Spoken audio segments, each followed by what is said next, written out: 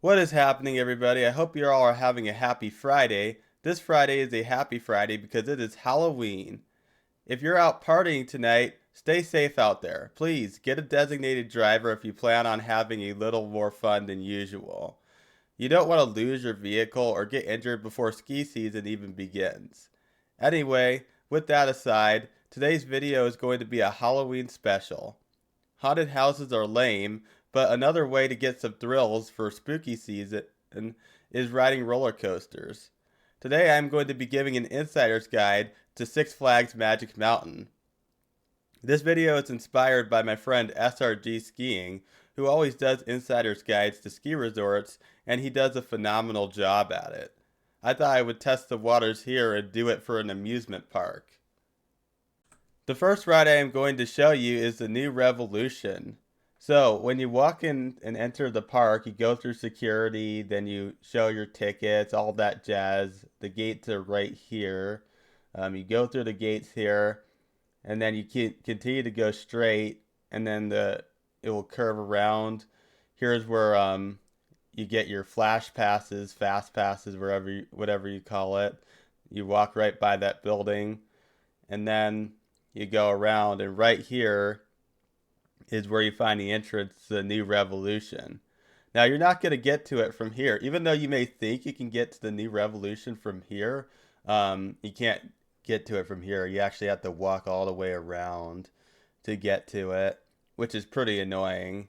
I'm saying if you're coming from this direction. If you're just entering the park and this is your first ride, it's just right there. You go into here.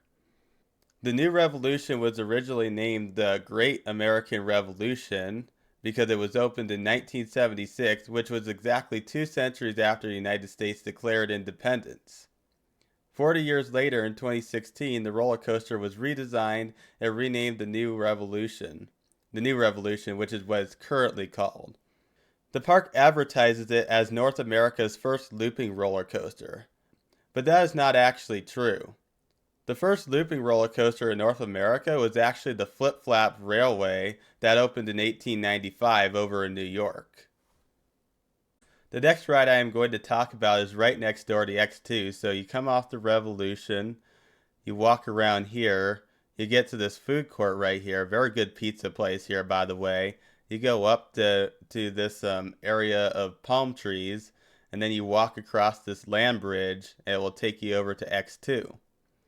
X2 is known to have long lines, and you can't use your standard fast pass on there. You have to upgrade to the higher tier ones. So unless you pony up an extra $150 to do it, you have to wait in the standard queue. I recommend riding this one first thing as you enter the park before it gets busy. X2 has 360-degree seats. X2 is also the world's first fifth-dimensional roller coaster, whatever the fuck that even means, because last I checked, this universe only has 3 dimensions. I did go ahead and fact check the statement that they made, and it does all check out. Although, when you're making up dimensions that don't exist, it is very easy to be first to that. One thing to be aware of is to make sure that all of your personal belongings are secure when you're riding the ride. A shitload of people lose their cell phones on this ride. I myself was just inches away from being struck in the head by an iPhone whilst waiting in line underneath the coaster. I guess people don't value their potatoes very well. I wouldn't either, if you really know what I mean there. So whilst waiting in line, watch out for cell phones falling out of the sky, and don't be an idiot when you actually ride the ride. Secure your personal belongings. So right next door to X2, you got Viper. So to get to Viper from X2, you walk across this land bridge back to where you came from, by the palm trees and into the food court. Then you will walk up the set of stairs that will take you over to Viper. They claim that this is the largest looping steel roller coaster, but again, that is false. That record goes to Olympia Looping, which is in Munich, Germany. And to add even more insult to injury, it is even the largest steel roller coaster in America. Fuck, it is even the largest in their own park. That goes to Full Throttle, which is over here, which we'll discuss that more later. Anyway, Viper is a very thrilling ride, and you will not regret riding this one, as it has big drops at 70 miles per hour and has a vertical loop up to 14 stories. Lines for this ride are typically not that bad, so there is no reason to hurry and get to it. Next, I want to address two water rides real quick. I typically don't care for water rides when I go to amusement parks that aren't water parks, as I don't want to deal with the hassle of purging my items in my pockets to avoid getting them wet. If that is something you don't mind doing and want to cool off, there's Roaring Rapids and Jetstream. So Roaring Rapids is right here. I mean, basically it is what it looks like. You know, you ride in these tubes, and I'm sure you get wet at some point. I mean, I didn't ride it, so you're kind of on your own to explore this if you want. And then there's also Jetstream, which is basically a typical amusement park um, splash boat where you hop into a boat, you ride it down a stream, and then all of a sudden you get wet and soaked and drenched from your splash. I mean, I used to ride those all the time when I was younger at like other amusement parks. They were pretty fun, but like for the same reason I just mentioned earlier, I don't like having to purge my pockets to go on those rides. I'm usually just not prepared to ride water rides. I go to amusement parks to ride roller coasters, not water rides. But if that's something you're interested in doing, they got that right here. So this is where Jetstream is. This is where the other one is.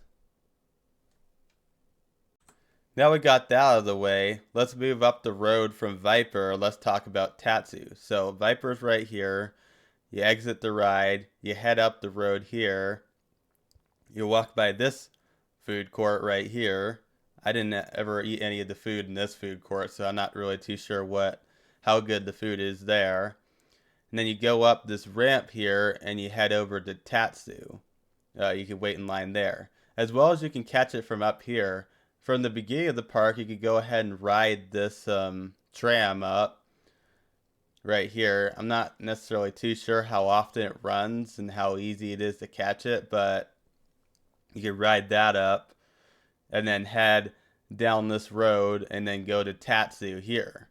Tatsu was once the world's fastest and tallest flying roller coaster until Six Flags decided to build Falcon's Flight over in Saudi Arabia, of all places. So Six Flags sabotaged their own American amusement park and gave that crown to the Saudis. Anyway, despite that, you will not be disappointed with this ride. This ride, you board the roller coaster, and then when it starts, it tilts 90 degrees, so you can basically be riding on your stomach like you are Superman. It twists, loops, and turns just like any other roller coaster. The only difference is the default orientation of the ride. So like instead of like sitting upright, you're basically on your stomach pretty much the whole ride, and like you'll twist and turn and shit like that. This ride has moderate lines, so definitely take that into consideration. Like it'll typically get longer lines than a lot of the other rides, so definitely take that into account. Now, heading up the road even further, we have Apocalypse. So you just got off of Tatsu. You can head up the road this way and go all the way around, although I don't recommend going that way. It's longer and it's an uphill hike, not worth it.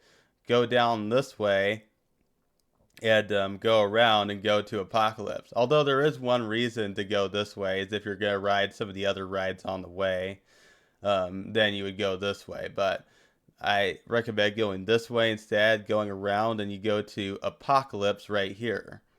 Right here is where Apocalypse is, so you ride that one. Luckily, there is no misleading advertising for this one. The ride is how it is described. It is a wooden roller coaster, and it does not have any looping, so if you don't like loops, you don't have to worry about that on this one. Although, if you don't like loops, what the fuck are you doing at Six Flags? But I digress. I think it is a good roller coaster. Definitely different from the other ones, but I enjoyed it. Now, moving on to one of my favorite rides, which is West Coast Racers. So, you just finished riding Apocalypse. Now you can come over this way. I mean, they'll let you out here, and then you walk over this way. And right around here is where the line starts for West Coast Racers. And then the fast pass line is like around the corner, like around the building. It's kind of a little bit tricky to find, but just look for signage and you'll find where the fast pass line goes. Um, but this is the world's first dual track launch coaster. What is great about this ride is you get to ride it twice whilst only having to wait in line once. If you're going with friends and you aren't seatmates, make sure you ride either the train before them or the train after them so that you can race them.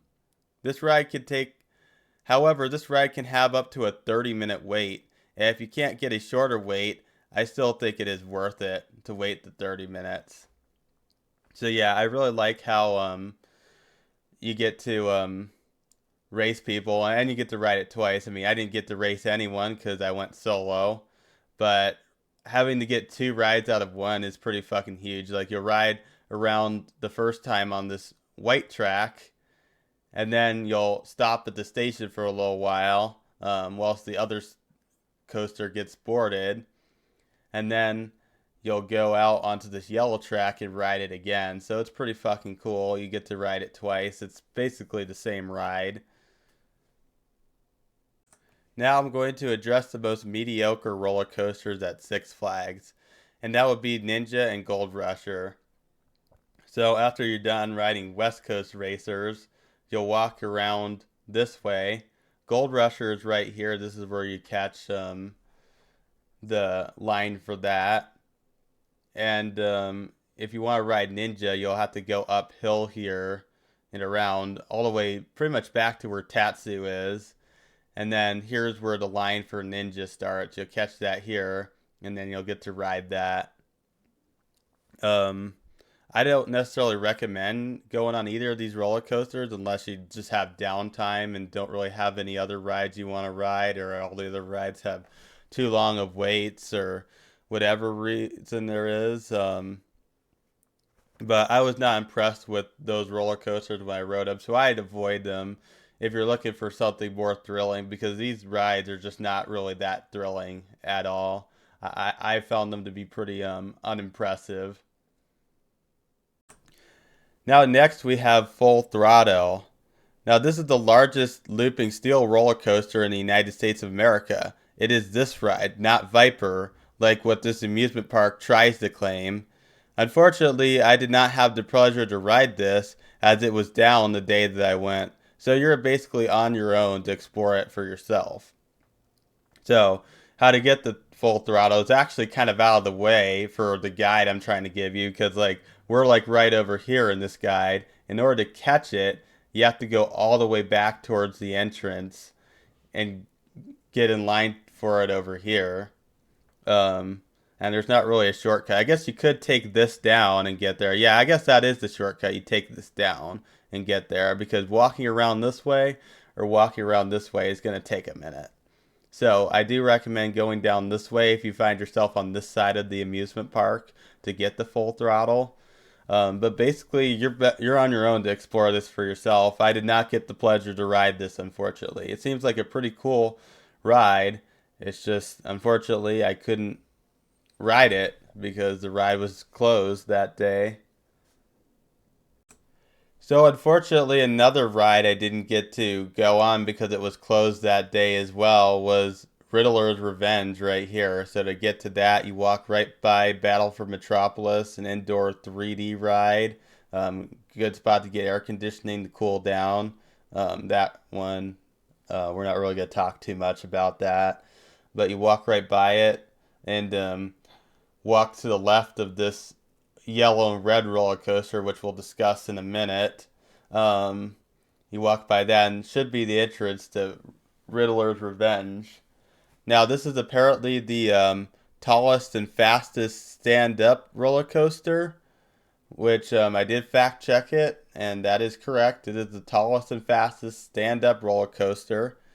And I'm sure it is a great ride, but again, I can't really say I didn't ride it. So you're basically on your own to explore that one. The next ride is so close, but yet so far. It's actually this red and yellow roller coaster. It's called Wonder Woman, which you have to walk all the way around this way to get to it, all the way around all this, all the way back this way to get to the entrance of Wonder Woman. This coaster is the world's tallest and longest monorail coaster. Due to the very low capacity, this ride gets very long and slow moving lines. So probably add that to the list of your beginning of the day bucket list and try and ride it before it gets busy. I didn't have to wait too much time because I was a single rider and I was in the fast pass line. In fact, when I actually skipped to the front, they let me jump at that front portion where the fast pass riders and the regular riders merge together. I actually got to jump from the beginning of that part to the end of that part because they were looking for single riders and I was the only single rider there that they could fill into there. So that was pretty cool. Saved me some time waiting in line. So now we discuss Wonder Woman. May I have the honor to talk about Wonder Woman's next door neighbor, Batman. Um, now those of you Coloradans who have ever rode the Mind Eraser at Elitch Gardens, this one is fairly similar to that. I know I have to bring up an inferior park, but that is my home amusement park, unfortunately. Anyway, this is a reverse roller coaster where the rails are above your head and there is no floor, so just like Tatsu, don't forget to remove your flip-flops. Lines are typically not that long for this ride, so I wouldn't be too concerned about it. So to get from Wonder Woman to Batman, very straightforward. Walk out the doors here, then walk in this way. Boom. You're at the Batman, the ride. Now let's move away from that area and let's head over to Scream. So to get to Scream from Batman, you walk out this way, go down through this food court here, and then go around this way. Basically, you're kind of just hugging the wall here. There shouldn't be any left turns that lead away from this. So basically, try and go as left as you can going this way, and eventually you'll make it all the way out to Scream. Scream is a very interesting ride, to say the least. Scream is a floorless roller coaster, the first in Southern California, actually. It has pretty aggressive drops and turns. The ride starts off with a loud air horn sound. Not sure if that is the scream part of the ride, but I personally get a bigger jump scare out of that than the ride itself. This ride gets busy in pulses, so if you see the queue time for this ride to be a bit too long, go ride something else and then come back, and then there will be either a short line or no line. So, yeah. Now, backtracking from that dead end, on the way out, you have Twisted Colossus. Because basically, you gotta walk by Twisted Colossus in order to get anywhere after you leave Scream. I mean, you walk by it on the way over there, but that's besides the point. Um, they claim that that is the world's longest hybrid coaster, but unfortunately, that crown goes to the Steel Vengeance at Cedar Point. Even though it may not be the longest, it still is very long, and just like the West Coast racers, you basically get to ride it twice. Just like the West Coast racers, if you're going with a group, I recommend you try and get on the train before or after your non-seatmates, so you can race against them. This ride doesn't necessarily get that busy. The expected times may sometimes say like a 20 or 30 minute wait, but usually it ends up being way less than that in reality for this ride. So, yeah. So basically you get to ride it twice, just like West Coast racers. But the caveat to that is they don't ever slow down or stop the roller coaster necessarily to wait for the next ride. So what ends up happening is you'll be climbing up um, the ramp here, but the roller coaster right next to you that's already there will be climbing up the ramp slower than you, and you'll eventually catch up to them. Sometimes you'll be in sync with them, and sometimes you'll actually be behind them. It's really weird. Like I don't really get it. Like so, it really just depends on how long it takes for them to load the ride. But on the right side, you'll be climbing the ramp faster than on the left side. So you'll start off on the right side, you'll climb the ramp, then you'll go down, ride the ride around, and then you'll come back and you'll climb the ramp really slowly whilst you wait for the other train to come. And then the other train will eventually catch up to you, and then you'll race each other. It's a pretty sick ride. I definitely recommend giving that a couple of laps if you go. I mean, now for the final roller coaster, we have Goliath. This ride has a 255-foot drop that you go down at 85 miles per hour. If you really want a thrill, definitely make a few laps on this ride. This is another ride that gets busy in pulses, just like Scream, so probably avoid going on this ride at the busy times. So, yeah, to get to it from Twisted Colossus and Scream, you basically walk out this way, make a left here on this path, and then you will enter the Goliath right here. There's a big sign that says Goliath. It's pretty cool. And then you'll get in the queue there for Goliath. Pretty straightforward. Alright, now that was all the roller coasters that I covered, but you might have noticed that there are a few things I didn't cover. Like, I didn't cover a lot of these side rides that aren't roller coasters. Like, there's the Superman ride, which is something. I never rode that, nor did I care to ride that, but if that's something you're interested in checking out, that's a thing. You also have this Crazanity here. You also have this ship ride that goes back and forth. I rode rides similar to this at other amusement parks. Definitely want to get a seat in the way back so you get the most thrill to it, because if you go in the middle, you're not going to get much thrill. So try and get a seat in the way back, and if there's not one available, just let the people behind you go in front of you and try and be first in line for the next ride. And then, of course, you got a little theater here where they have shows and stuff, but I don't necessarily go to amusement parks to watch shows. Then you got the kiddie area right here, so if you have toddlers or people who are just not big enough to ride regular rides, or then yeah, this is for them. And then there's a whole bunch of other shit I didn't cover, like all the smaller shit. I basically just wanted to cover the big roller coasters because that's all I did when I was there, as well as that's the main reason people go to Six Flags.